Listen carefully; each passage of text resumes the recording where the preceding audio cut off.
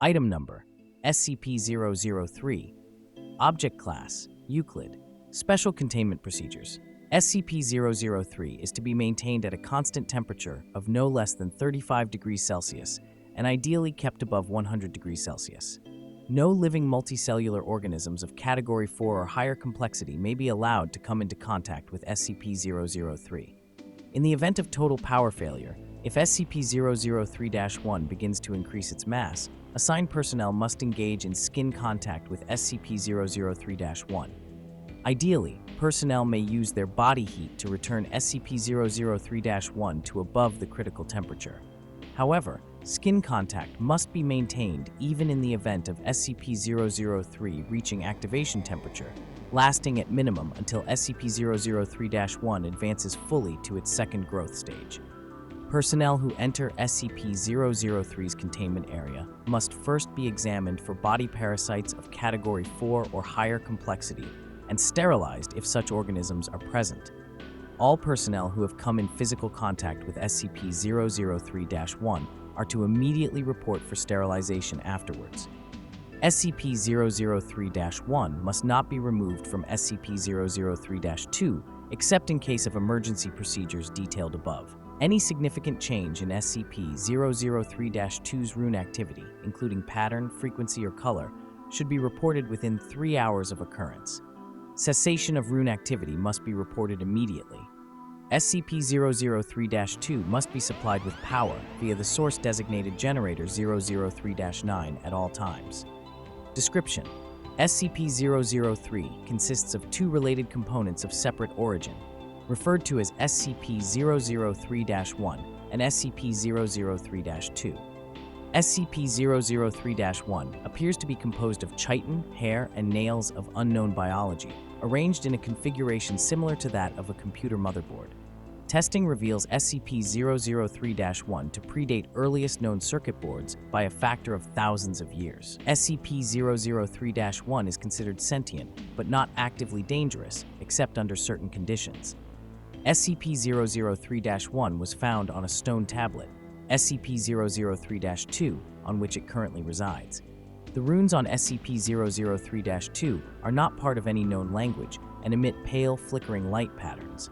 SCP-003-2 is controlled by a non-biological internal computer, the contents of which are mostly inaccessible without risk of damaging SCP-003-2.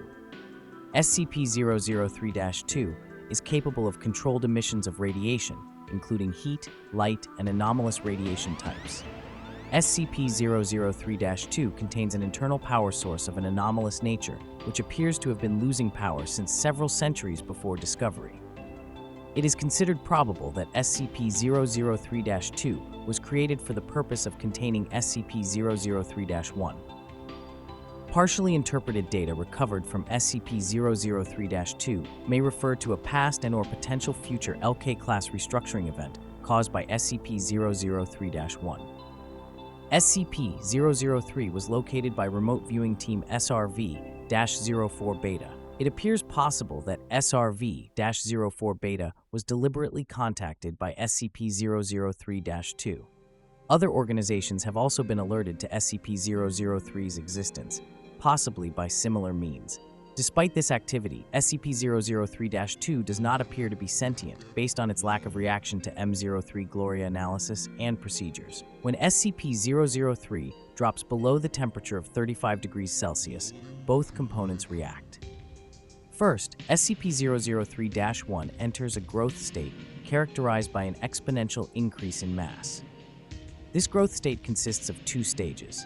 In both stages, SCP-003-1 partially fuels its growth by converting matter around it, starting with any surrounding inorganic material, including atmospheric elements, then non-living organic material, including cells of dead skin, hair, chitin, enamel, keratin, and other biological materials. The first stage is always the same. SCP-003-1 will first increase its mass, then take a form similar in shape to an ophiroid, brittle star of 15 meters in diameter, including what appears to be a central processor of 3 meters in diameter. It will form sensory organs that appear to scan its surrounding environment and will partially convert the area around it to an unidentified anomalous substance. SCP-003-2 seems immune from conversion. The second stage describes a growth alteration which occurs when SCP-003 comes into contact with living organic material. SCP-003 appears to template itself off of the organic material and will attempt communication with organisms that match its initial template or templates. In its second stage, SCP-003-1 may pause, slow, or change its growth, and will also convert inorganic and non-living organic elements into functionally similar structures while anomalously altering their physical makeup. While growth is consistent in the first stage, in the second stage, SCP-003-1's growth rate is diminished by 20 to 90%, so long as SCP-003-1 remains in contact with living organic material. The percentage is determined by the complexity of the organisms in contact with SCP-003-1. SCP-003-1 appears to devote a large amount of processing power to analysis of living organic material. During each of SCP-003-1's growth stages, SCP-003-2 releases bursts of radiation that temporarily inhibit SCP-003-1's growth, or reverse this growth when the temperature of SCP-003-1 rises above 100 degrees Celsius. Similar radiation emissions have been replicated or recorded via other anomalous means. SCP-003-1's biology has been the subject of extensive study. Significant elements have been identified similar to SCP-1512 and SCP-2756, the latter two of which have no further confirmed connection with SCP-003-1 and no known connection with each other, and none of which are fully understood. Technically, even less understood than SCP-003, thanks to the extensive cross-disciplinary research on the SCP-003 objects. To date, no convincing analysis has been put forward which satisfactorily explains SCP-003-1's connection to these SCP objects or others, nor its connection to modern technology beyond appearance and potential mimicry via unknown mechanism. Addendum 003-1. Acting on information gathered from linguistic analysis of SCP-003-2's runes and comparative data analysis, Research Team M03 Gloria has managed to establish a link between SCP-003 and data expunged for analysis of functions. SCP-003-1 must now be considered sentient and is to be kept a minimum of 1 kilometer from data expunged and the resulting byproduct at all times. Addendum 003-02. SCP-003-2's power loss has been exacerbated by the procedures performed by M03 Gloria. On orders of 0510, M03 Gloria will continue procedures. Addendum 003-03. During M03 Gloria procedures, SCP-003-1 doubled its mass and began rapid structural growth. Temperature was immediately returned to 100 degrees Celsius. Growth and mass increase of SCP-003-1 continued for 9 minutes and 6 seconds, at which time a sustained radiation spike was produced by SCP-003-2. In response, SCP-003-1 returned to its normal state in 3 minutes and 39 seconds. New growth dissolved into a dusty residue, which was collected for analysis. Both SCP-003-1 and SCP-003-2 ceased all detectable activity. SCP-003-2 did not resume activity until connected to an external power source. SCP-003-2's runes glowed uniformly gray and did not resume normal activity for 3 hours. SCP-003-2 no longer appears to be able to maintain containment area at a temperature above 35 degrees Celsius without external power supplied by generators, 003-3-9. Addendum 003-04. The procedure detailed in Addendum 003-03 was repeated, and SCP-003-1 again entered a growth state.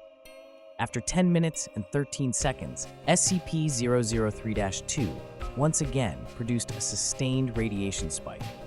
SCP-003-1's growth stopped for 36 seconds, then resumed at its previous pace. On quadrupling its mass, SCP-003-1 formed a coherent outer shell and body. After appearing to scan its environment and partially converting its environment, SCP-003-1 then breached containment, entering the observation gallery, where 9 members of M03 Gloria were present.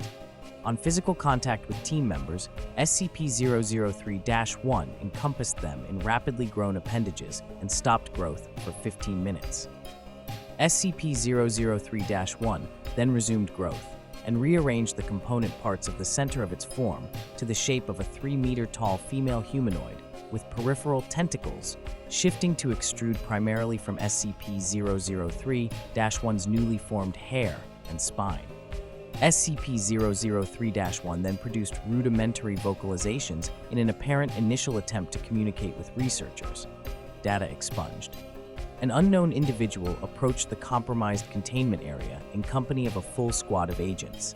The individual claimed to be acting on orders of O510 and attempted communication with SCP-003-1. Data expunged. Following this incident, Agent Jackson of M03 Gloria successfully restored power to SCP-003-2 and activated backup generators to return the temperature to 100 degrees Celsius. SCP-003-1 returned to its normal state in 21 minutes and 7 seconds and was successfully recontained without incident. All 9 members of M03 Gloria affected by SCP-003-1 were afterwards found to be physically unharmed, with no residual effects besides psychological trauma. The converted materials of SCP-003's former containment area did not dissolve and are now under analysis. Addendum 003-05. In light of the previous incident, O510 was removed from the O5 Council by joint decision of O5 and O5. M03 Gloria procedures have been indefinitely suspended. Transcript of Incident Report A, 21B Cycle 8, for dissemination to O5 Command and Staff, interviewers. Present, O52, O57, O510, and staff interviewed. Dr. Tilda David Moose, M03, Gloria Lead. Excerpt 35A. She tried to talk to us.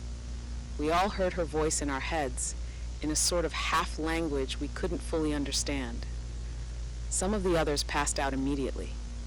I lasted a little longer, but it wasn't because of mental fortitude. It's just that she was trying to tell us different things. She showed Jones a replay of all the memories of everything Jones ever felt anything about, all over the course of a few minutes. She ripped 3 of the researchers apart and put them back together unharmed.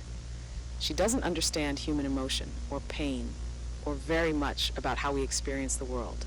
Yes, I would say the containment procedures are necessary. Listen, she wants to remake the world into a paradise filtered through her own alien understanding of paradise, but still a paradise designed for us, for humanity. She would be happy to make a paradise for any sufficiently complex organism she comes across first. Anything with a complex enough mind to accept her, say a dog or a housefly. If she breaches again, we have to be there first. What would it be like? I don't know. She showed us images, not quite images. I can see them in my head, but they're not pictures. The closest thing I can think of is what you see when you close your eyes suddenly and tightly, but brighter and more complex. The images had metallic sounds associated with them, and sensory details that we don't have the words or concepts to describe. The whole effect felt like words of some kind. I believe she wanted to see what we could understand, so she could understand us. She didn't have time to finish analyzing us. I don't know what would have happened if she had.